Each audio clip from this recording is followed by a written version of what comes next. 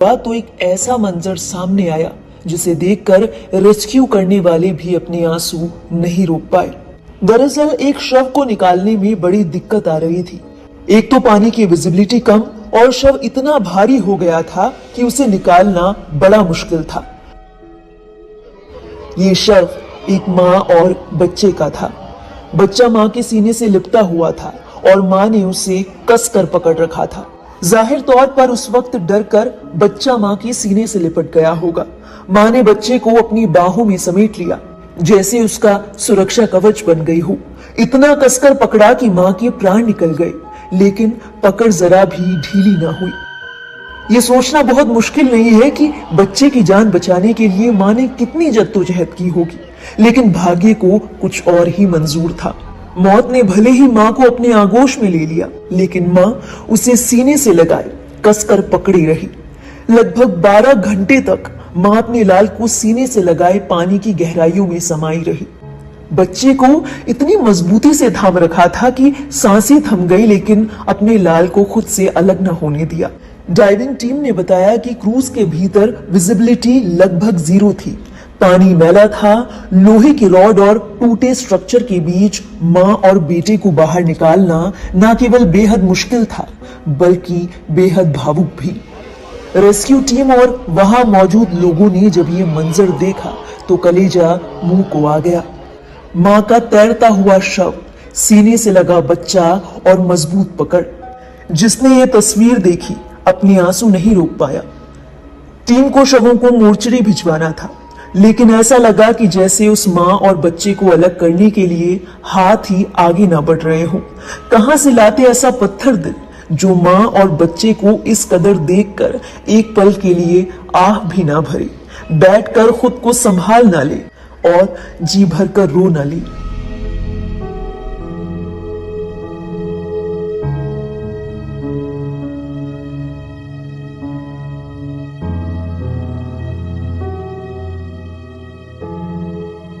ये तस्वीरें इस कदर दिल तोड़ देने वाली और इतनी संवेदनशील है कि YouTube की पॉलिसी की वजह से हम इसका ज्यादातर हिस्सा आपको दिखा नहीं सकते, लेकिन माँ और बच्चे के आखिरी पलों की ये कहानी सुनकर शायद आप भी अपने आंसू नहीं रोक पाए होंगे। आपको बता दें, घटनास्थल पर अब भी बचाव कार्य जारी है। आगरा से पहुंची पैरामिलिट्री डाइविंग टीम की माने तो ये ऑपरेशन किसी अग्नि परीक्षा से कम नहीं है।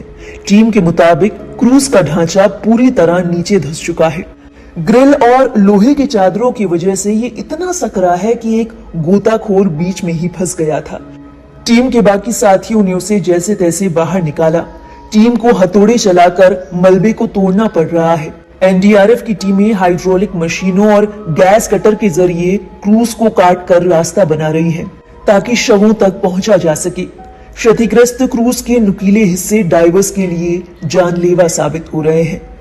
जानकारी के मुताबिक अब तक 9 शवों को बाहर निकाला जा चुका है। टीम की ओर से 22 लोगों को रेस्क्यू किया गया है और 6 लोग अब भी लापता हैं। हादसे में रेस्क्यू किए गए लोगों ने सुरक्षा व्यवस्थाओं की पोल खोल दी। उन्होंने बताया कि शाम 6 बजे जब तूफान आया तो क्रूज पर किसी ने लाइफ जैकेट नहीं पहनी थी। उनमें से किसी को भी लाइफ जैकेट दी ही नहीं गई थी। जब पानी भरने लगा तब स्टोर रूम का ताला तोड़कर जैकेट बांटे गए, लेकिन तब तक क्रूज पलट चुका था। पीड़ितों का आरोप है कि स्थानीय लोगों की चेतावनियों को चालक ने अनसुना कर दिया था और चालक की इस लापरवाही ने कितने लोगों की जान ले ली, कितने घरों के चिराग बुझा दिए, कितने लोगों से उनके जीने का आसरा ही छीन लिया। मामले में फिलहाल जांच जारी है और हो सकता है कि दोषियों को कड़ी सजा भी मिले, लेकिन सवाल अब भी वही है कि क्या आम आदमी की जिंदगी इतनी सस्ती है? इन क्रूज चलाने वालों की ओर से पैसा पूरा लिया जाता है, लेकिन सुरक्षा के नाम पर केवल खानापूर्ति होती है। जवाबदेही सरकार की भी है। सुरक्षा नियमों को ताक पर रखने वाले लोगों के प्रति जब कार्रवाई ही नहीं होगी तो लोगों के हौसले तो बढ़ेंगे ही।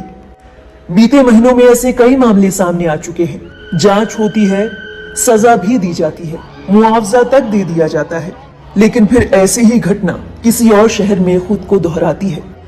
बहरहाल आप हमें बताइए, ऐसी घटनाओं के दोषियों पर क्या कार्रवाई होनी चाहिए? ऐसी कार्रवाई जो बाकी मामलों के लिए भी नजीर साबित हो। और एक चेतावनी आपके लिए भी, किसी भी पर्यटक स्थल पर जाते समय सेफ्टी मेजर्स को हल्के में ना लें। अगर सामने वाले शख्स आपकी सुरक्षा के लिए फिक्रमंद नहीं है तो आप अपनी और अपने परिवार की सुरक्षा पुख्ता करें। ऐसी किसी भी नाव या किसी और चीज में ना बैठें जहां पर सुरक्षा के पूरे इंतजामात ही नहीं है।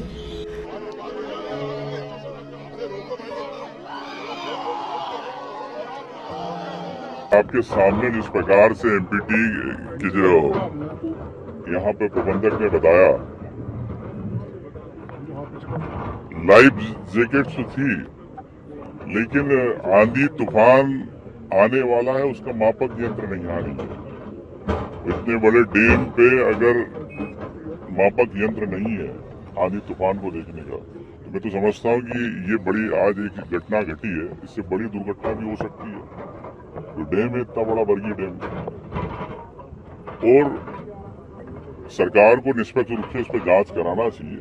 जो भी जवाबदार लोग हैं जिनके कारण ये घटना घटी है, उन पे जवाबदारी तय करना चाहिए। अगर इस प्रकार की सरकारी लापरवाहियों पे अगर चूक से अगर कई परिवारों के अगर शोक होगा, तो निश्चित तौर से मैं समझता हूँ कि ये एक सरकारी लापरवाही के कारण एक हत्या है और केस दर्ज होना चाहिए जिन लोगों की लापरवाही के कारण ये घटना घटी है। साथ में ये कहना चाहता हूँ कि मृतक आत्मा को शांति मिले।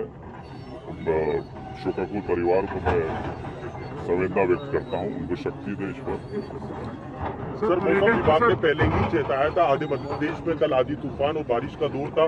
दूसरी ओर देखेंगे आधे से ज्यादा लोगों को लाइफ जैकेट नहीं दिए गए।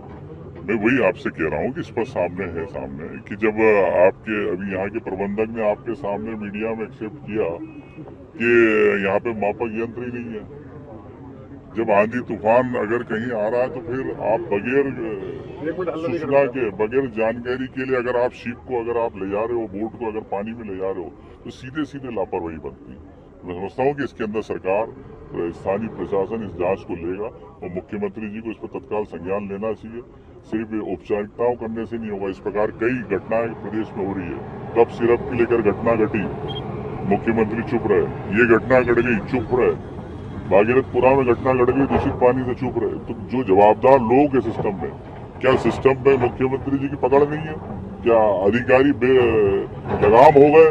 मैं समझता हूँ कि इन सब बातों पर लेके मुख्यमंत्री को समीक्षा करना चाहिए और इंसानियत के नाते प्रदेश की जनता हो, बाहर के कोई पर्यटक हो, उनके प्रति न्याय होना चाहिए। टूरिस्ट वहाँ पर सर मौजूद थे, वो साफ कह रहे हैं कि उनको लाइफ जैकेट दिया ही नहीं गया और मजदूरों ने के दौरान ही वो बची और तभी वो घटना हुई है। ये देखिए पूरे प्रमाण है आपके सामने, और जिस प्रकार से अधिकारी झूठी बात कर रहे हैं, जिस प्रकार से खंडन कर रहे हैं इन बातों को, इससे स्पष्ट होता है कि सरकार अपने अधिकारियों को बचाना चाहती कि ये प्रदेश में अगर टूरिस्ट अगर केरल से आ रहा है, दिल्ली से आ रहा है, उनके परिवारों को बचाना चाहती। ये सरकार तय करे। यहाँ के स्थानीय लोगों ने और मजदूरों ने मदद करी है। शुरुआत में उन्हीं ने लोगों को बचाया है, जो सरकारी रेस्क्यू की टीम थी वो बहुत। अब आपको पता है कि सरकार देर से जागती है और देर से आती है, कभी समय पे नहीं आ पाते। अगर